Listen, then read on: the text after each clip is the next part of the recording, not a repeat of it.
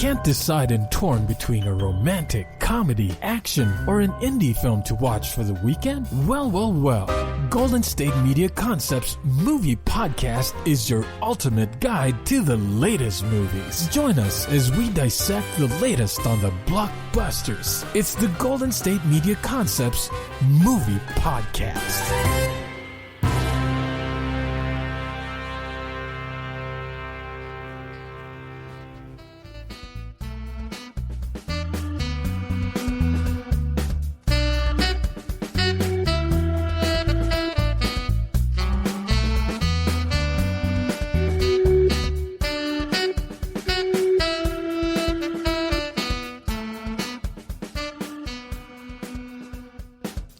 Thank you for tuning into the GSMC Movie Podcast, brought to you by the GSMC Podcast Network. I'm your host, Shubh Nanda, and welcome to Marvel Episode 8. Today's episode, we're going to be discussing a frankly very weird Marvel Cinematic Universe film. Now, we've spoken a lot about how Marvel places the superhero traditions and tropes and sort of structure into various genres in their movies, especially after the success of Avengers, and I'm sure we're going to talk about that more.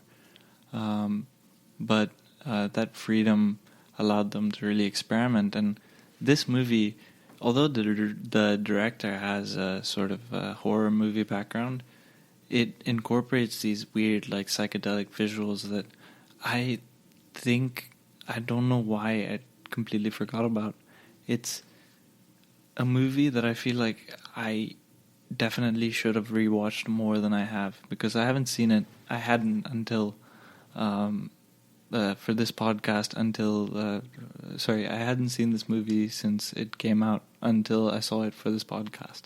But anyway, this movie is Doctor Strange. It's starring Benedict Cumberbatch. And yeah, let's get into it.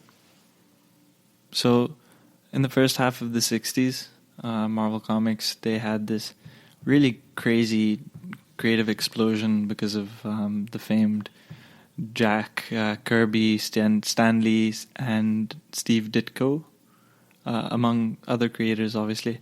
From 1961 to 66, Marvel, they debuted heroes in groups like Fantastic Four, Ant-Man, Hulk, Spider-Man, Thor, Iron Man, Nick Fury, The Wasp, Doctor Strange, the Avengers, the X-Men, Silver Surfer, Daredevil, the Black Panther, and 50 years later, every single one of these was recreated for a live action film adaptation, except for Doctor Strange. Now, there's an argument to be made that Doctor Strange, with all of its mystical madness, is it has too many supernatural elements like magic and monsters and weird dimensions. You can argue that it's too weird for mainstream audiences. And, Doctor Strange's status as a sort of constant second string to the other heroes, even in the comics, sort of, put that against him, despite the fact that he has a huge cult following.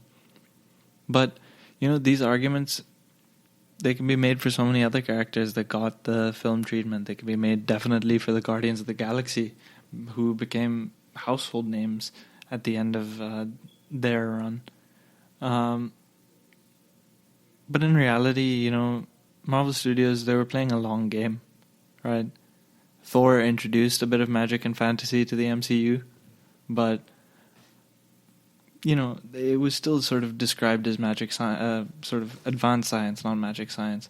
It's like, that scene where Natalie Portman is in Thor, The Dark World, where Natalie Portman is getting scanned and she keeps calling it a quantum field generator or something. It's like that, you add human terms, like buzzwords like quantum and generator that we don't really understand, but know is something advanced, and, that humanizes it. But, Guardians of the Galaxy, with its success and, how niche and colorful it was, they gradually normalized sort of the weirdness that the Marvel universe is can bring, especially to the screen. It warmed the audience up, I guess, is what I'm trying to say.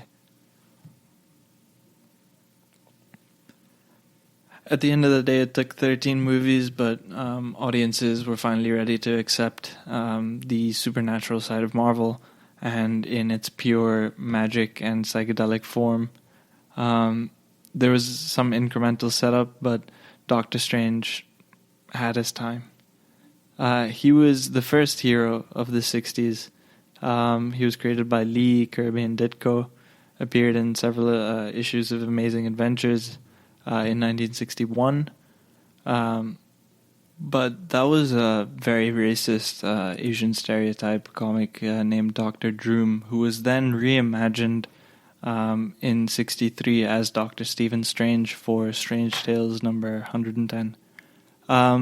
In this, Doctor Strange is this brilliant but arrogant surgeon who injures his hands in a car accident and does anything to find a cure. So he trains under the mystical Ancient One, who is the Sorcerer Supreme in Nepal, and becomes a master of the mystic arts. Say that 3 times quickly. He bases himself in the Sanctum Sanctorum in New York City and battles, very famous supervillains like Baron Mordo, who's a student of the Ancient One with evil intentions, Dormammu, who rules evil dimension that wants to invade Earth, and other magical and mystical superheroes. Now, Stan Lee gets a lot of credit for creating the most popular Marvel characters, but he admitted that Doctor Strange was the brainchild of Steve Ditko. These stories, they were lauded for his visuals and were a huge hit for college students because of all the psychedelia and sort of Eastern mysticism that was popular in the 60s. Now, Doctor Strange was unique among all of these heroes that offered sort of stories that explored these supernatural concepts. And even though Marvel's most popular character, he was never Marvel's most popular character, they developed this sort of loyal cult following among certain creative people, and that following lasted through the decades. Eventually in 1968, Strange Tales was renamed Doctor Strange, but that series only really lasted 15 more issues. In the early 70s, the character became a founding member of the Defenders, and he got the title of Sorcerer Supreme, and experienced a sort of revival in Marvel Feature and Marvel Premiere. It was popular enough to launch a new ongoing series, and it continued with sort of minor interruptions in 74 and 96. In 1996, after his cancellation, Doctor Strange wasn't in his own series until about 19 years later. Still, that character has always been popular among Marvel writers, especially even during that time. And every writer made a rejected pitch for a new series at some point for Doctor Strange. Now, the character didn't disappear. In 2005, there was a limited series that retold his origin with a lot of inspiration from The Matrix. In 2006 and 2007, there was another limited series, The Oath, and it was critically acclaimed and very inspired by and it inspired a very key sequence in the film. Brian Michael Bendis included Doctor Strange in a lot of the popular Avengers stories from 2007 to 12, and in 2015 there was a new ongoing series launched that anticipated sort of the film adaptation. Now, there's a history of the nicheness of the popularity of Doctor Strange, and that all explains the reluctance to adapt it for film. But regardless, these adaptations have been attempted for years. In 1978, Philip DeGuire wrote and directed Doctor Strange starring Peter Hooton. It was a television film that was intended to be a backdoor pilot for a television series. It wasn't well received and it didn't move forward. In 86, Bob Gale, who just wrote Back to the Future, had completed a draft of a Doctor Strange movie that was never produced. Alex Cox and Stan Lee also wrote a screenplay in 89 that wasn't produced. Sony acquired the rights to Doctor Strange in the 90s and developed the project with a lot of writers, including David S. Goyer and Wes Craven, and eventually sold the rights to Division Films, which is Miramax, in the early 2000s, and continued to develop with Goyer. But no one could get the code for the film. Now, I think Miramax is owned by Disney, if I'm not mistaken.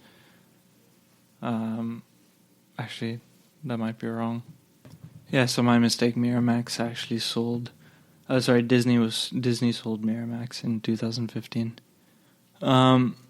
Anyway, Marvel Studios, regardless, launched in 2005, and they bought the rights to every available property, including Doctor Strange.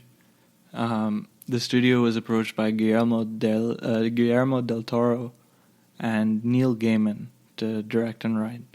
Now, those would have been really interesting movies. Especially, I would have loved to see the Neil Gaiman movie. But Marvel turned both of them down. In 2009, Marvel Studios began the Marvel Writers Project. We've spoken about that before. And it was the first effort on a Doctor Strange movie, but it was still delayed by 5 years. Clearly, Marvel executives, they were waiting for the right moment to sort of launch and deep dive into the world of mysticism and supernatural events. In early 2014, Marvel eventually moved forward on the project. I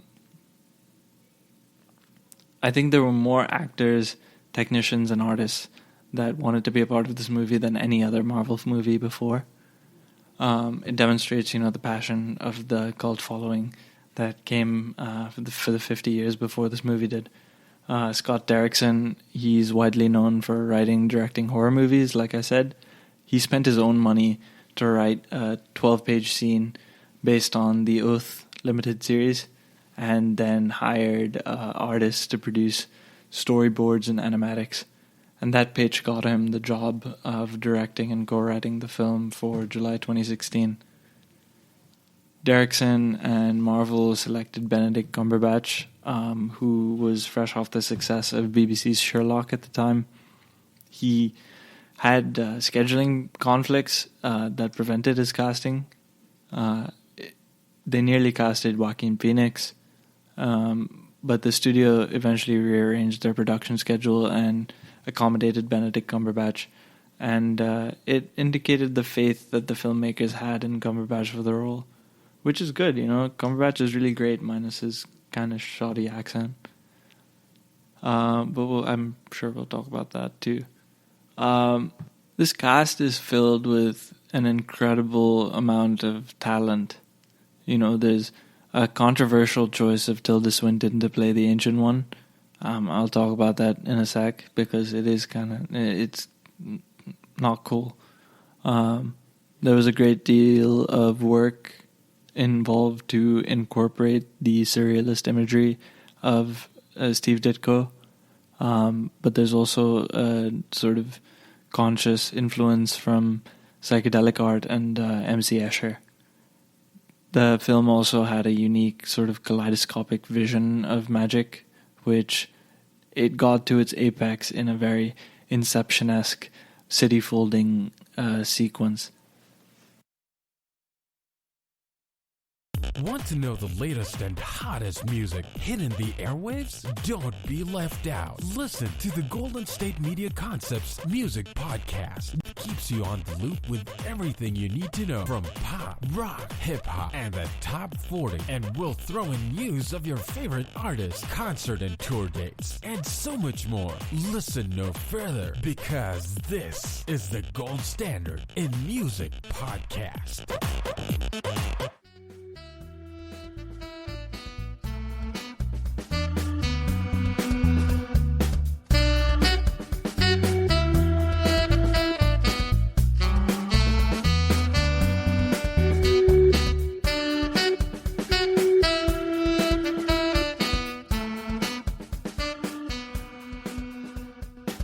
Usually when you watch a blockbuster and praise the visuals, you're really just preaching to the choir. I mean, everyone, that's like a cop-out answer.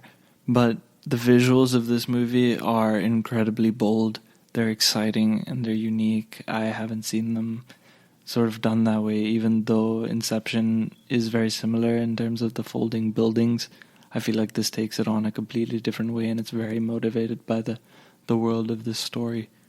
The MCU movies before this have obviously been criticized, even unfairly sometimes, for a sort of very conventional visual language. Actually, not unfairly. The MCU does have a very conventional visual language. I mean, their lighting is very not stylized. These criticisms, they can't be leveled against this movie though, because it swings for the fences when you talk about style. Doctor Strange is also the third movie in a row to subvert these expectations of blockbuster climaxes. Obviously, it doesn't have that citywide destruction with mass casualties. There was also the most ingenious subversion.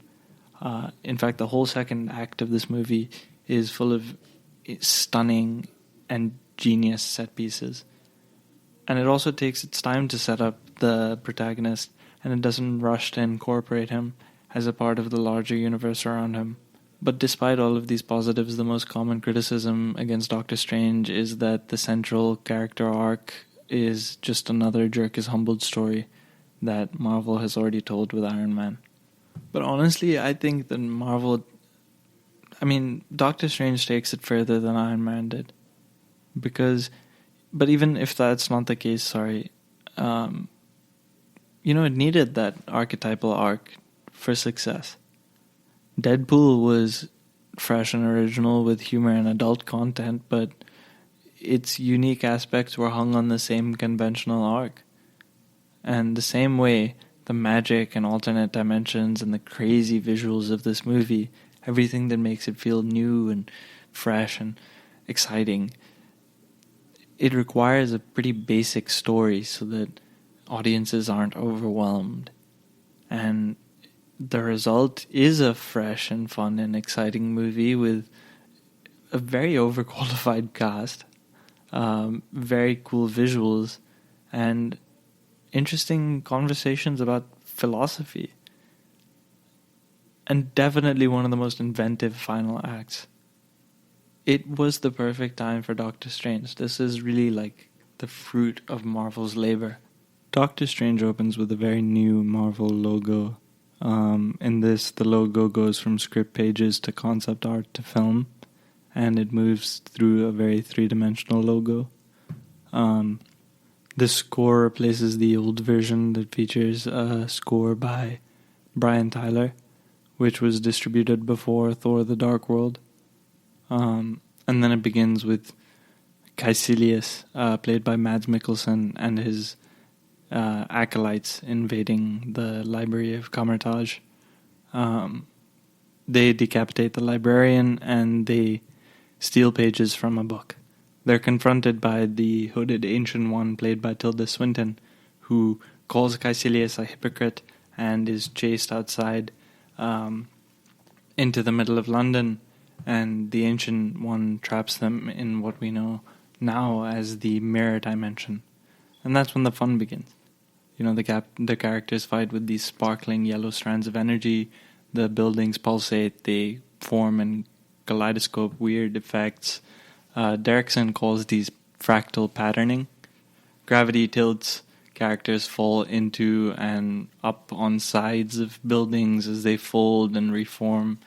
Caecilius and his followers, they escape through a portal, and the Ancient One leaves the mirror dimension, walking past everyone on the street wearing a very culturally appropriative outfit, with people just unaware that there was a huge magical battle that occurred in a very parallel dimension. It's a fascinating visually sequence. It excites viewers because it's a taste of what's to come, and it's necessary to begin with this rather than Doctor Strange, who's just gonna make it seem like this is Marvel's take on Grey's Anatomy. He is eventually introduced in a very Grey's Anatomy fashion. Doctor Strange comes in casually performing brain surgery while answering musical trivia questions. It's very indicative of his character. His colleague and former partner romantically, Dr. Christine Palmer, played by Rachel McAdams. Yeah, I forgot Rachel McAdams is in this movie. Marvel really has got everyone.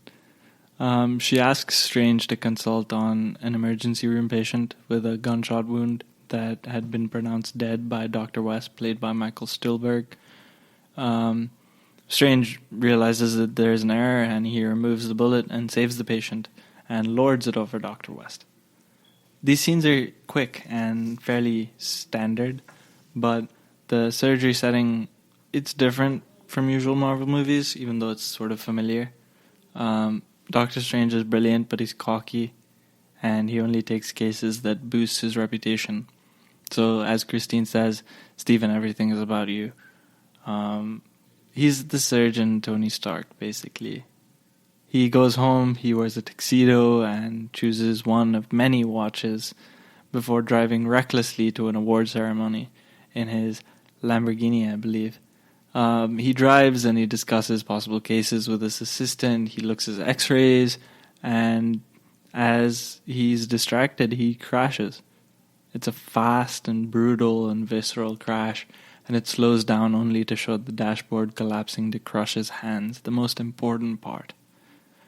Strange, he wakes up in the hospital, and Christine and Dr. West inform him that he has suffered irreversible damage to the nerve endings in his hands. And here is where Strange is fundamentally broken down. He can't be a surgeon anymore.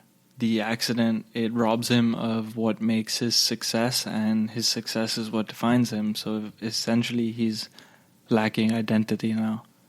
He spends all of his money on failed experimental surgeries.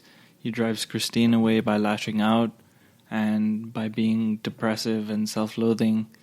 This is personal trauma that Strange has to experience as the sort of foundation of his arc. He has to suffer an identity-shattering tragedy that's credible but relatable.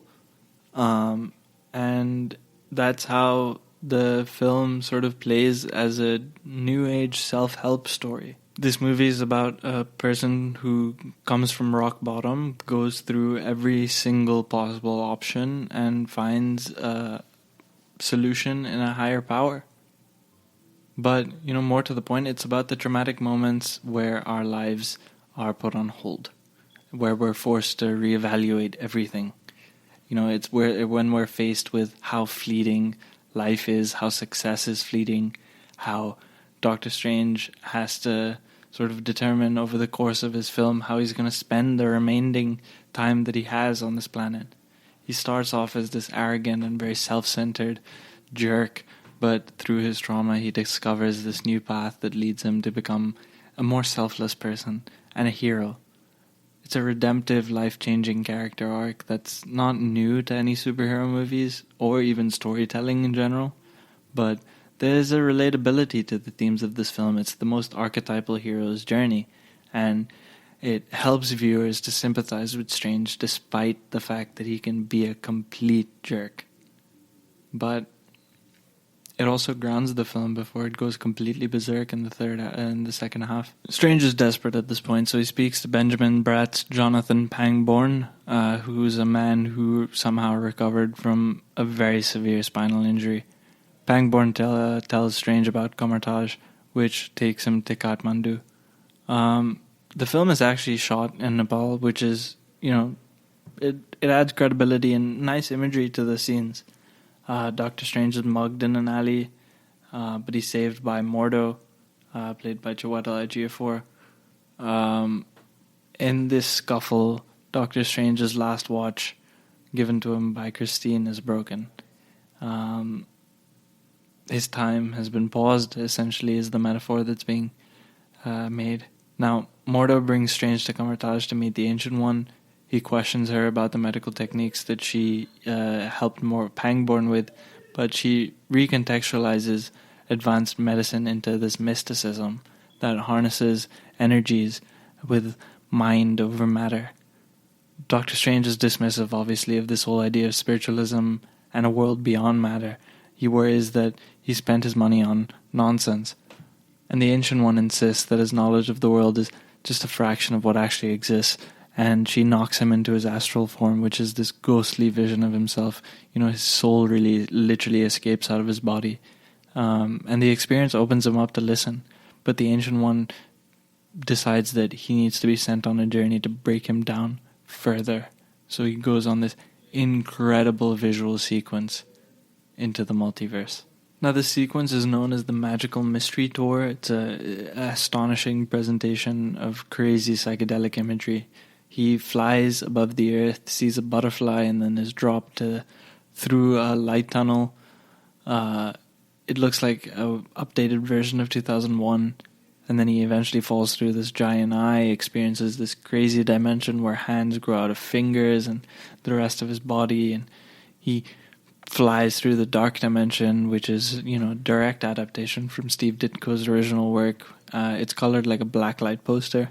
He moves through the quantum realm, which was just seen in Ant-Man. And, the same visual effects house that created Ant-Man's trippy sequence did this. Strange eventually ends up in a colorful cosmic void. On the background of all of this, the Ancient One is talking about the power of the mind and the insignificance of one person to the whole multiverse. Now, these are the visuals that someone expects from a faithful adaptation of Doctor Strange. But you could view the sequence as sort of shallow and a very weightless parade of visual effects, but it's very important for Strange's growth. And beyond that, these visuals, they're stunning, and they're justifying the sequence. Tired of searching the vast jungle of podcasts? Now listen close and hear this out. There's a podcast network that covers just about everything that you've been searching. Hey! The Golden State Media Concepts Podcast Network is here. Nothing less than a podcast bliss with endless hours of podcast coverage. From news, sports, music, fashion, cooking, entertainment, fantasy, football, and so much more. So stop lurking around and go straight out to the Golden State Media Concepts Podcast Network. Guaranteed to fill that podcast itch. Whatever it may be. Visit us at www.gsmcpodcast.com. Follow us on Facebook and Twitter, and download us on iTunes, SoundCloud, and Google Play.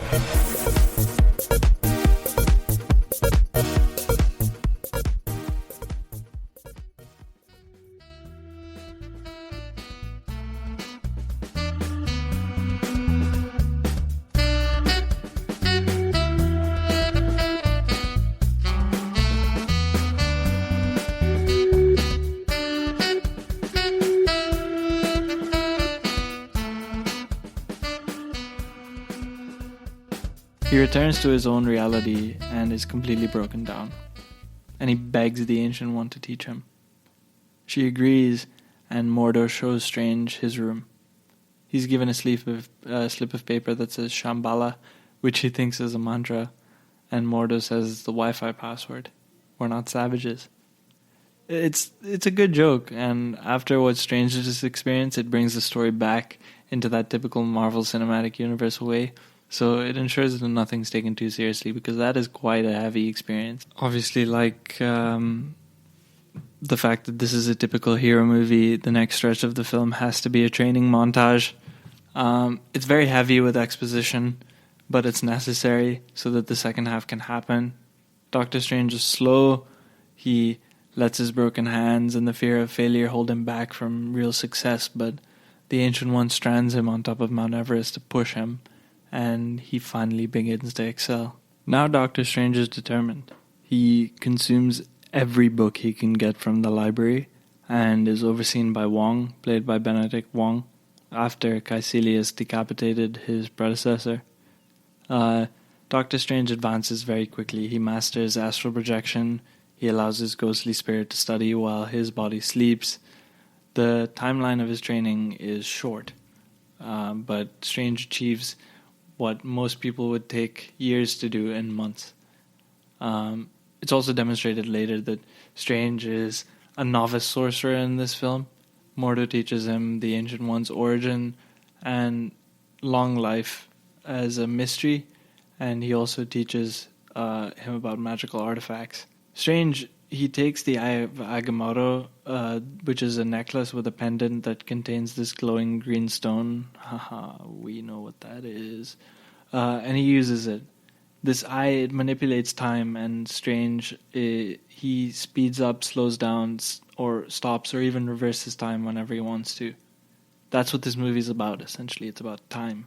So, after practicing on an apple, he uses the eye to restore pages stolen by Caecilius and figures out what the Dark Dimension is.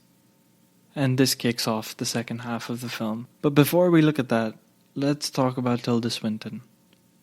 Now, Scott Derickson and the collaborators, they loved the comics, but they hated how the depictions of the Ancient One and Wong were shown. The Ancient One is a sort of stereotypical Western, wise, elderly mystic, and Wong is a very stereotypical subservient butler.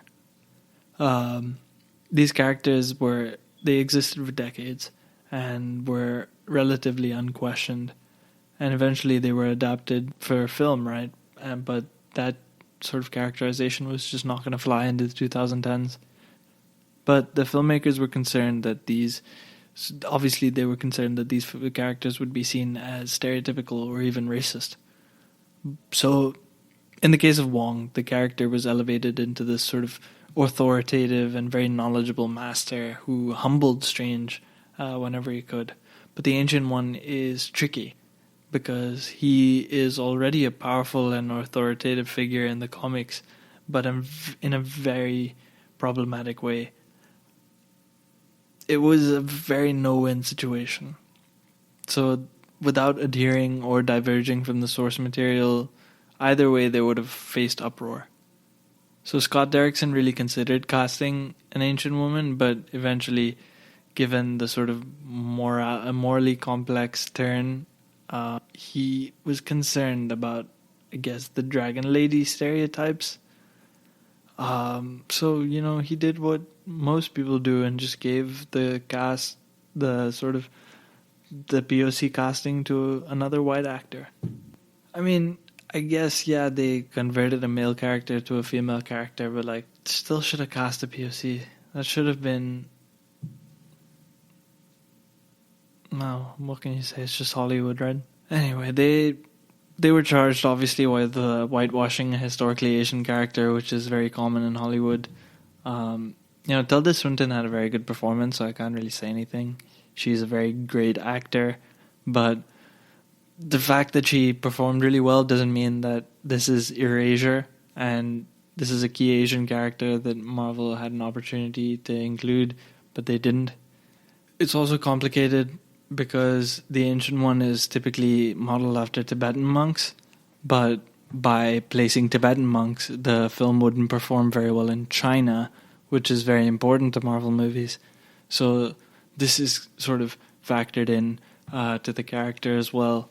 But regardless, the Ancient One is a white woman in this movie, and she shouldn't be. The second half of this movie features 5 incredible set pieces, separated with 5 equally well-acted character scenes. Now, most blockbuster movies fall victim to the conventional third act, which is sort of riding the momentum with the earlier character building as they go into very CGI-heavy battles. So the overall strength of most of these films comes from these strong first 2 acts, making the third act, which is just action and no sort of meat, meaningful. In Doctor Strange, the second half is the strongest. Now, Caecilius sees time as his enemy, or even an insult. So when he's studying at the Kamar-Taj, he discovers that the Ancient One gets power from the Dark Dimension, which sort of exists outside of time, and she uses that to make her lifelong. He feels betrayed, obviously, because she forbids everyone to access the Dark Dimension, but still uses it herself. He attempts to circumvent her, and Caecilius makes a deal for immortality with Dormammu, who's the leader of the Dark Dimension, in exchange for destroying the protective sanctums of Earth in New York, London, and Hong Kong, which would sacrifice Earth to the Dark Dimension. Now, there were revelations about the Ancient One getting power from the Dark Dimension, and it upset Strange, because he resented being denied the knowledge, but he understands, he's pragmatic.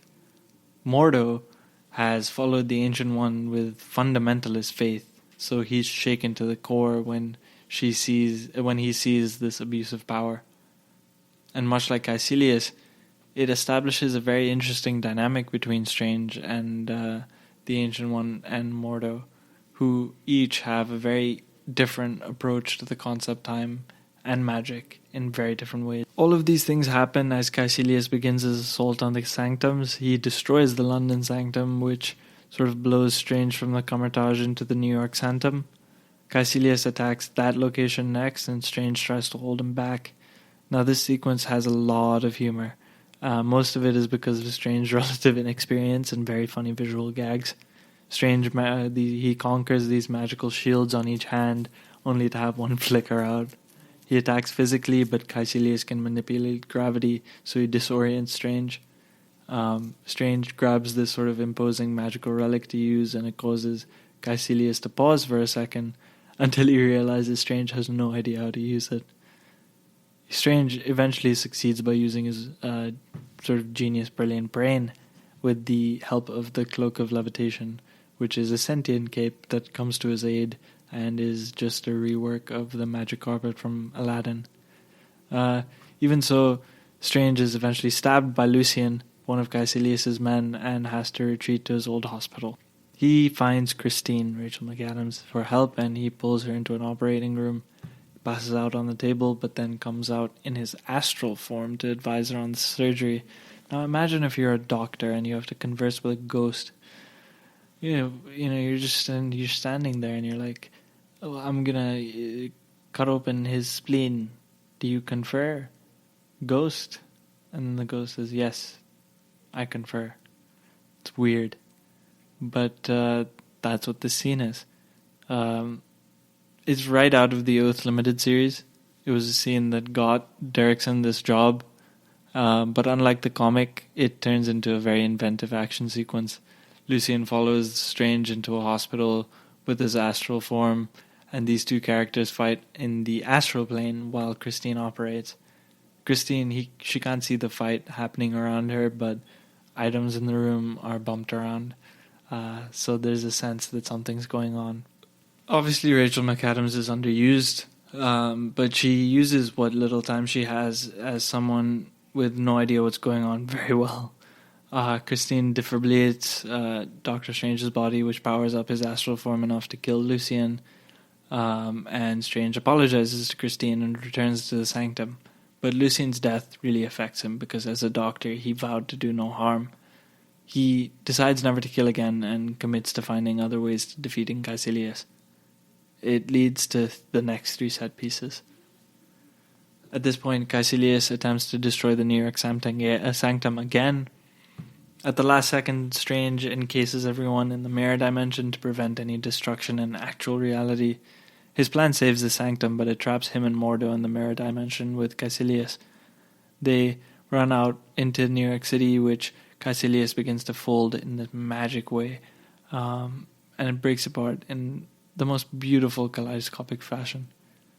There's fractaling, folding, shuffling of the city, and it's compared to the folding sequence in Inception, but this sequence takes that basic idea and takes it so much further. It's interesting that both these movies are also about time. Doctor Strange and Mordo are chased in this chaotic manner, in a very increasingly surreal manner, and the Ancient One arrives to fight Caecilius. She confirms the use of the Dark Dimension, and Caecilius stabs her. Strange takes her to the hospital in the real dimension, but despite Christine and Dr. West's best efforts, they lose her on the table, and as she dies, the astral form of the Ancient One leaves her body. Strange follows her, and she has a very emotional last moment with Strange. It's the seminal moment for Doctor Strange as a character because the Ancient One explains that Pangborn uses magic to heal his severed spine and that Strange could do the same thing for his hands. So he has to decide whether he wants to go back to his old life or commit himself to something bigger. Even for the Ancient One, time feels short and death eventually gives life meaning, despite the fact that she's been alive for thousands of years probably. So the question is, how is he going to use the limited time that he has? And finally, the moment that changes Strange's perspective is when the Ancient One says to him, it's not about you. The Ancient One dies, and Doctor Strange regroups with Mordo to protect the Hong Kong Sanctum from Caecilius, which is the last one remaining.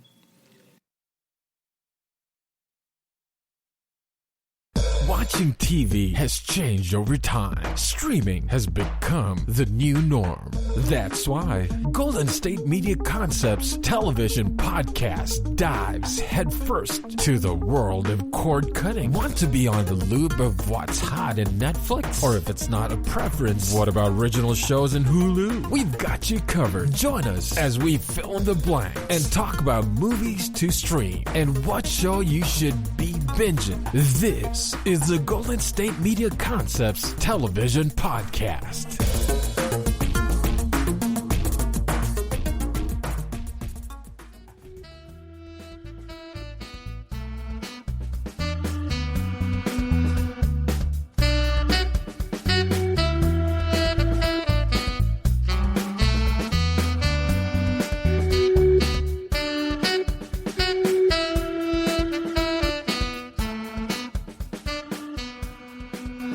They arrive, the Sanctum and most of Hong Kong are destroyed.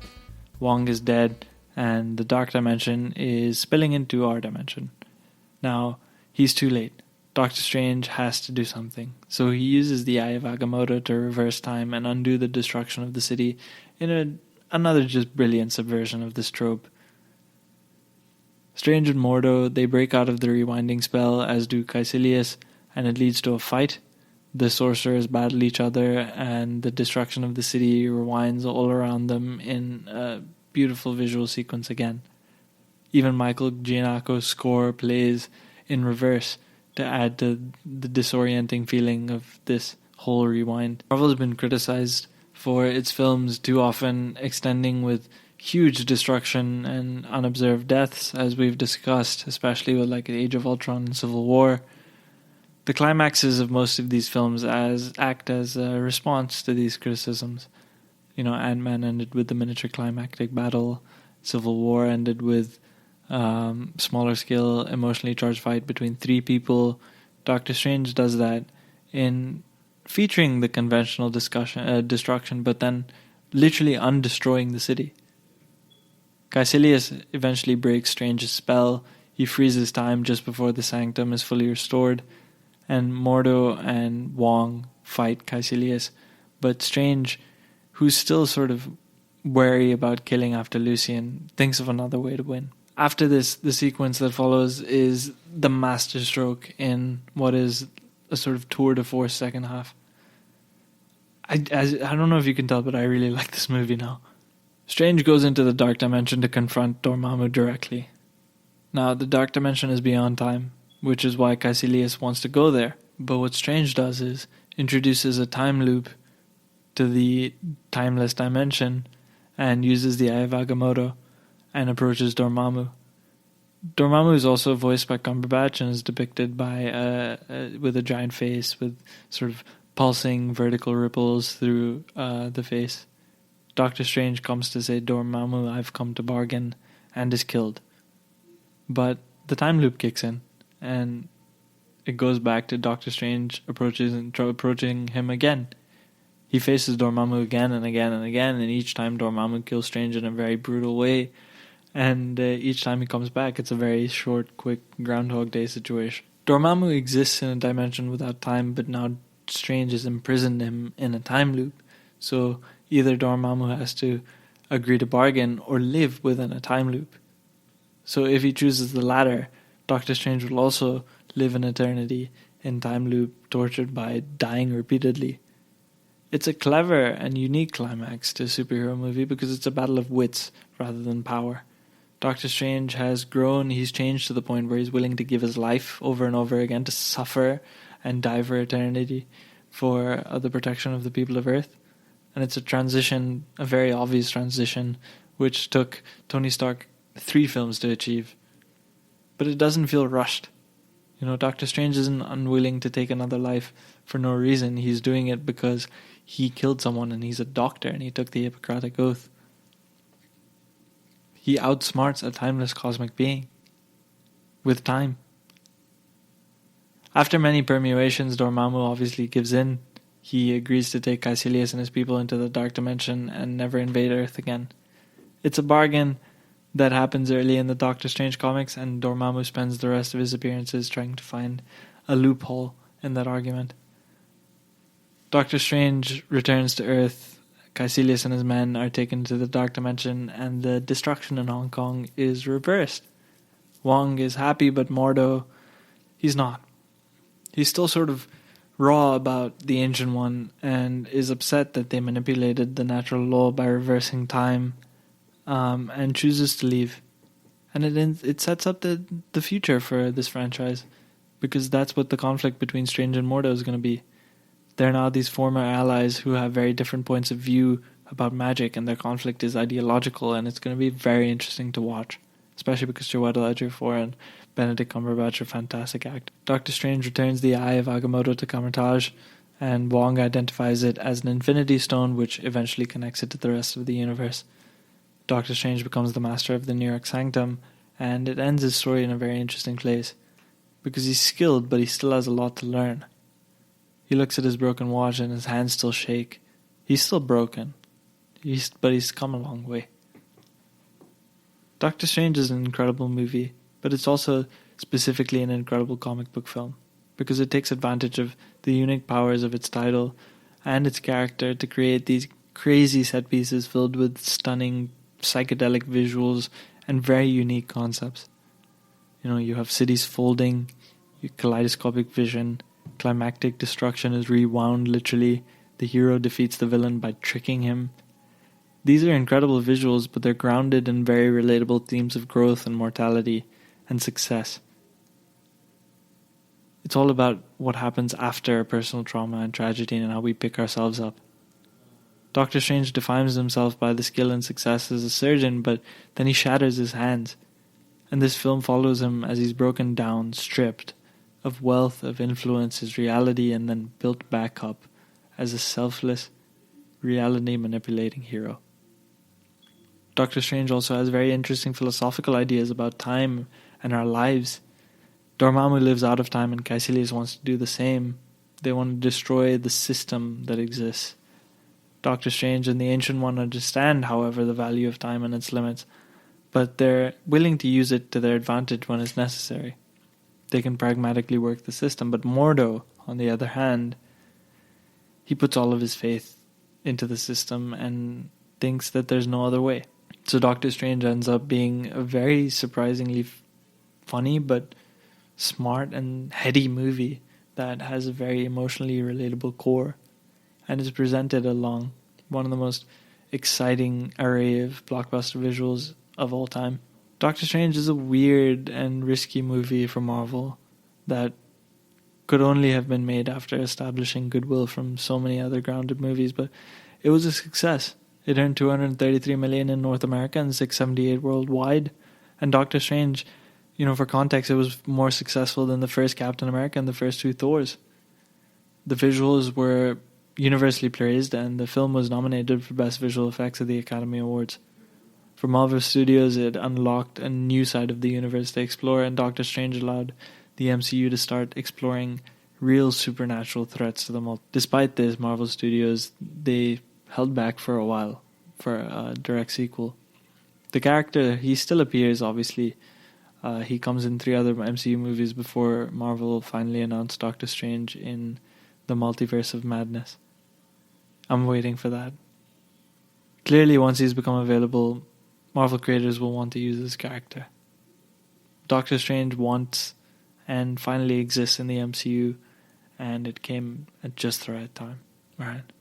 With that, thank you for listening to the GSMC Movie Podcast, brought to you by the GSMC Podcast Network. If you enjoyed the show, please subscribe to us on Apple Podcasts and leave us a review.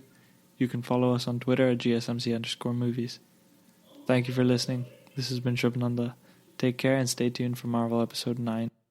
You've been listening to the Golden State Media Concepts Movie Podcast, part of the Golden State Media Concepts Podcast Network. You can find this show and others like it at www.gsmcpodcast.com. Download our podcast on iTunes, Stitcher, SoundCloud, and Google Play. Just type in GSMC to find all the shows from the Golden State Media Concepts Podcast Network, from movies to music, from sports to entertainment, and even weird news. You can also follow us on Twitter and on Facebook. Thank you, and we hope you have enjoyed today's program.